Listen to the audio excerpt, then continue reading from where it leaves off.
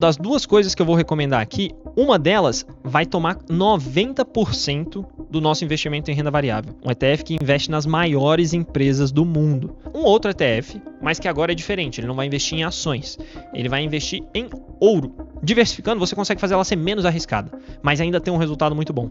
E sabe de mais uma coisa que é muito importante aqui dessa parte de renda variável da carteira? É que ela é toda em dólar. Nada de ser patriota, não quero saber. Se aqui no Brasil eu não vejo que vai dar bom, melhor colocar lá fora, tá? Estamos de volta para falar sobre um dos assuntos favoritos da galera que está iniciando no mundo dos investimentos, que é ações. Na verdade, não só ações, mas renda variável. Só que, como eu prometi para vocês, isso aqui é uma carteira eficaz e simples. Então, como é simples, eu não vou ficar inventando de colocar futuro, de colocar opções aqui, de colocar coisas mirabolantes, nada disso. Eu vou falar para vocês de ações e mais um ativo, que eu vou explicar mais para frente por que ele está aqui. Mas vamos direto ao assunto então. Das duas coisas que eu vou recomendar aqui, uma delas vai tomar 90% do nosso investimento em renda variável, que é o quê? Um ETF. Quem já viu outros vídeos do canal aqui sabe que eu sou fã dos ETFs, tá? Por vários motivos que eu já expliquei, mas aqui eu escolhi um ETF que vai ser o World 11, tá? WRLD 11. Isso é um ETF global, pessoal. Um ETF que investe nas maiores empresas do mundo. E quando eu falo do mundo, é do mundo mesmo, tá? Ele vai ter, claro, empresas americanas, vai ter empresas chinesas, vai ter empresas do Canadá, da Austrália, da Europa, vai ter empresas até do Brasil. Um tiquinho dele lá está investido em empresas brasileiras também, beleza? E você vai achar outros países menores também lá dentro, na composição do ETF. E por que isso é bom? Por dois motivos. Primeiro, por um dos fundamentos principais do mercado financeiro, né, da economia e dos investimentos, que é a diversificação. Isso vai diminuir o seu risco, mesmo que a parte de renda variável seja uma parte arriscada da carteira, diversificando você consegue fazer ela ser menos arriscada, mas ainda tem um resultado muito bom, tá? Então esse ETF vai te proporcionar isso. E outra coisa, ele vai te proporcionar comprar várias empresas que você jamais saberia nem da existência se você fosse fazer a pesquisa uma por uma. Aqui não, aqui ele sabe quais são as maiores empresas do mundo, ele vai lá e ele compra, nem que seja uma fatiazinha para você, beleza? Então, para você ter uma noção da importância disso, eu vou deixar esse vídeo aqui nos cards, ó, um vídeo que a gente fez que ficou muito bacana, muito, modéstia à parte, bem explicado, mas que pouca gente viu e não sabe, claro, da importância disso, porque eu nunca vi nenhum educador financeiro, produtor de conteúdo de finanças falando sobre isso, tá? Então pode clicar no card aqui, porque ele vai abrir para você assistir depois e ele não vai te tirar desse vídeo, beleza? Mas enfim, esse ETF ele vai te proporcionar tudo isso que eu te falei. Então ele é maravilhoso. Aí você pergunta, pô, mas não tem nada de errado? Parece bom demais para ser verdade. Na verdade tem um probleminha, mas eu acho que esse probleminha não é nem de longe o suficiente para que não vale a pena investir nesse ETF, beleza? Qual que é o problema? É que ele tem pouca liquidez aqui no Brasil. Ou seja, tem pouca gente operando ele no mercado. Então, na hora que você for comprar, talvez você tenha que comprar por um preço um pouquinho mais alto do que seria o justo para você conseguir fechar negócio. E quando você for vender, talvez você tenha que vender por um preço um pouquinho mais baixo do que seria o justo para você conseguir fechar negócio e realizar o seu lucro. Beleza? Entendido? Mas, de novo, isso de maneira nenhuma invalida esse ETF. Eu acho que ele vale muito a pena ainda. Eu só estou falando isso aqui para vocês saberem, né? E não aparecer ninguém nos comentários falando, mas ele não tem liquidez, blá, blá, blá. Vale muito a pena ainda, beleza? Confia em mim, vamos nessa que vai dar certo. E o outro ativo, que vai ocupar 10% só da parte de renda variável da carteira, vai ser um outro ETF, mas que agora é diferente. Ele não vai investir em ações, ele vai investir em ouro. Beleza? Caso vocês já sejam velhos aqui do canal, né? Vocês vão saber que tem um vídeo onde a gente falou sobre o ouro, também vou deixar aqui nos cards, tá? E a gente falou sobre o papel que ele tem de hedge, de ser um controle do risco, de ser contracíclico, ou seja, de quando o ciclo, né, tá indo bem, a economia está indo bem, as ações estão indo bem, o ouro tende a não ir tão bem, ele vai em direção oposta. Só que quando o ciclo vai mal, quando a economia vai mal, quando as ações vão mal, o ouro tende a ir bem. E isso é bom, porque isso diminui o risco da carteira e isso te protege num cenário muito ruim. Tá? Então, vamos dizer, na crise de 2008 ali, O ouro no pós-crise teve uma performance absurda, muito boa.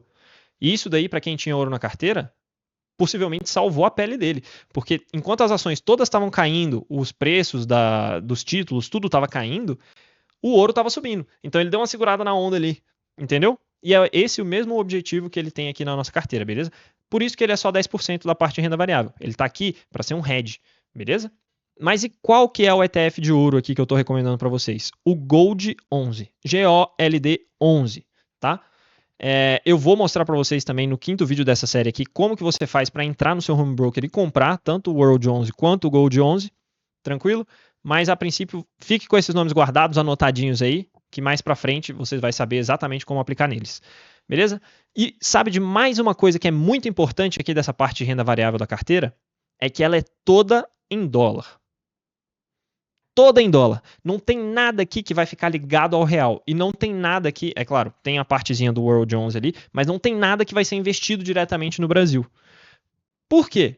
Porque, honestamente, eu não tenho uma visão construtiva de longo prazo do Brasil. A não ser que muita coisa mude, que eu não estou vendo aí que vai acontecer, pelo menos num futuro próximo. Eu não tenho uma visão construtiva de Brasil. Vocês viram no último vídeo, eu vou colocar aqui de novo na tela, o gráfico mostrando o que aconteceu com o Ibovespa, né, com a Bolsa Brasileira, de 2011 a 2024, e eu não vejo uma razão, fundamentos para que isso mude, tá? Então eu prefiro mil vezes estar aplicado lá fora, porque lá de fato existe um ambiente mais propício para negócios, existem empresas maiores, existem condições para que a economia e as ações e as empresas funcionem melhor. Então, nesse momento, nada de ser patriota, não quero saber. Se aqui no Brasil eu não vejo que vai dar bom, melhor colocar lá fora, tá?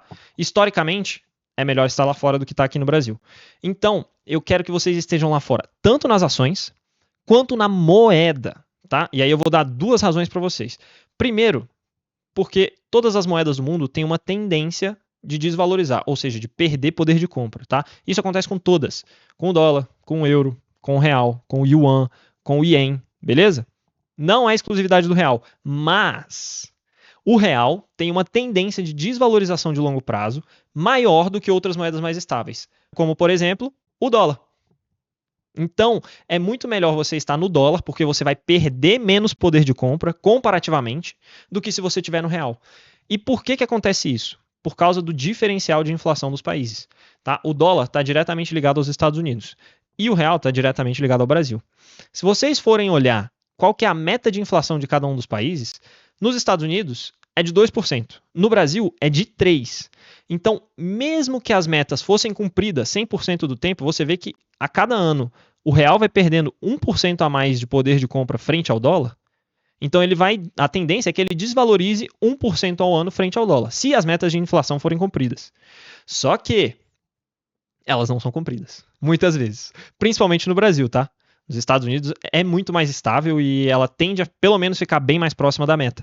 Já no Brasil, é muito normal que ele estoure a banda de tolerância superior, ou seja, a meta do Brasil é 3, só que existem bandas de tolerância de 1,5 para cima e 1,5 para baixo. Então, o teto da meta é 4,5%, mas é muito normal no Brasil estourar esse teto. Beleza? Então, o diferencial de inflação dos dois países é muito grande e, por isso, o real tende a se desvalorizar frente ao dólar ao longo do tempo. Então, por isso que eu indico que essa parte da carteira fique ligada ao dólar, tá? Até porque tem um segundo motivo.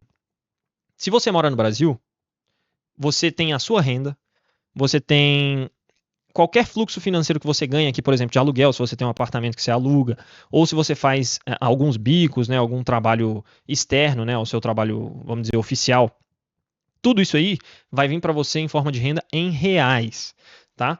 E qual que é o problema disso? Se o real se desvalorizar, como acontece na maioria das vezes, frente a outras moedas no mundo, você está ficando efetivamente mais pobre do que outros países, né, outras pessoas aí mundo afora, né?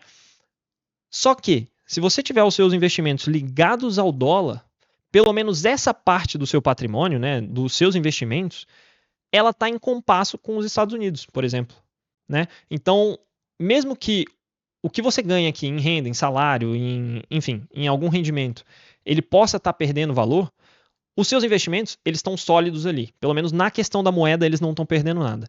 Aí você pode até me perguntar, pô, mas e se... Porque em alguns períodos pequenos ali, tá? Algumas janelas de tempo, o real se valoriza frente ao dólar. Isso acontece, tá? Aí você me pergunta, e se acontecer do real se valorizar frente ao dólar? Eu investi, aí o real valorizou, então eu perdi dinheiro que estava investido em renda variável porque meu dinheiro estava ligado ao dólar.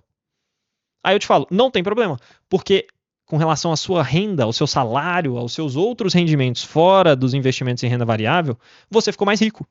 Beleza? Então você vê que, assim como eu fiz com as ações e o ouro, que vão em direções opostas, aqui eu estou fazendo com a moeda, é exatamente a mesma função. É de tirar um pouco do seu risco da moeda. E se você perder um pouquinho aqui nos investimentos porque o real valorizou, não se preocupe, do outro lado você está ganhando. Fechou? Faz sentido para você? Espero que sim, espero que tenha ficado claro, mas se não ficou, deixa aqui nos comentários, que não tem problema nenhum, eu explico de novo, explico aí, posso fazer até outro vídeo se vocês quiserem, não tem problema, beleza? O importante é vocês entenderem por que isso aqui é tão importante. E essa daqui, é claro, gente, é a parte mais arriscada da carteira e é a parte que é mais responsável também por trazer o retorno, beleza? Então por isso que no jovem adulto vai ter mais renda variável e ela vai diminuindo conforme você vai envelhecendo. Tá? Ou conforme você vai querendo tirar risco da sua carteira. Então o adulto vai ter menos, meia-idade vai ter menos ainda, e o idoso vai ter só um pouquinho ali para ele não se descolar da economia. Tá? Então, assim, se a economia estiver indo muito bem, ele não vai ficar completamente desconexo daquilo, ele vai se aproveitar ainda um pouquinho. Mas como é só 20%, mesmo que ele perca esses 20%, 80% do patrimônio dele ainda está seguro. Então ele não vai ter uma queda tão grande na qualidade de vida. Beleza? Entenderam agora por que essas distribuições foram feitas dentro da renda variável? Maravilha. Então, isso daqui é a minha sugestão para vocês. O World 11 em 90% da renda variável e o Gold 11 em 10%. Então, por exemplo, um jovem adulto ali, que é 70% da carteira dele em renda variável. Vamos dizer que ele tem 100 mil reais para investir. 70% de 100 mil é 70 mil. Beleza? Só que desses 70 mil, 90% vai ser investido em World 11. Quanto que é 90% de 70 mil? 63 mil. Beleza? Então, ele vai investir 63 mil em World 11 e ele vai investir 10% da parte de renda variável, ou seja, 10% de 70 mil, que dá 7 mil, em Gold 11. Então, o investimento dele em renda variável vai ser 63 mil em World 11 e 7 mil em Gold 11. E os outros 30% vão ser renda fixa. Aí eu vou explicar no próximo vídeo. Beleza? Ficou claro? Eu acho que ficou claro. Então, novamente, essa daqui é a minha recomendação para vocês em renda variável. Simples e eficaz. Tranquilo? Como eu prometi para vocês. Agora, se você vem e me fala, pô, mas eu quero aplicar em alguma outra coisa. Eu quero aplicar em cripto, tá? Eu acho que tem até algum fundamento. Criptomoedas. Vou fazer um vídeo mais para frente também para vocês. Explicar tudo sobre elas. Quero aplicar em cripto. Você pode. O que eu indico? De novo, um ETF. Existe um ETF chamado Hash, né? 11. HASH11. Tá? É um ETF de criptomoedas. Claro, Bitcoin é a maior delas. Tá? Mas tem outras lá também. Só que, só um parênteses aqui.